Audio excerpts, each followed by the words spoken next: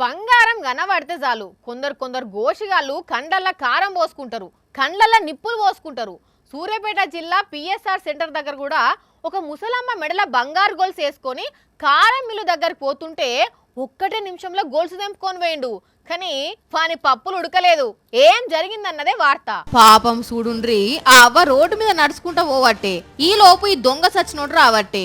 వెంటనే మెడలోని చైన్ గుంజుకొని పోయిండు. కానీ పబ్లిక్ మస్త్ యాక్టివ్ ఉన్నారులే. వెంటనే వాడిని దొరకబట్టి దబ్బ 4 వీకి ఏమిరా దొంగ పడిమేగా అంటూ రెక్కలు విరిచి అడిగితే వాని అడ్రస్ మొత్తం చెప్పిండు. గల్ల పట్టుకొని గుంజుకొచ్చిన పబ్లిక్ చూడుండ్రి వాన్ని ఎట్లా గదమాయిస్తున్నారో.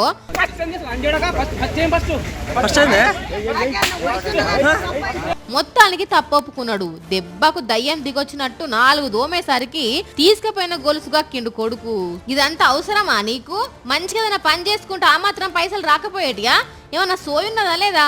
దొంగ లెక్క ఎన్నేళ్ళు బతుకుతావురా, కష్టం చేసుకోరా బాబు అనుకుంటా మస్తు తిడుతున్నారు నెటిజన్లు.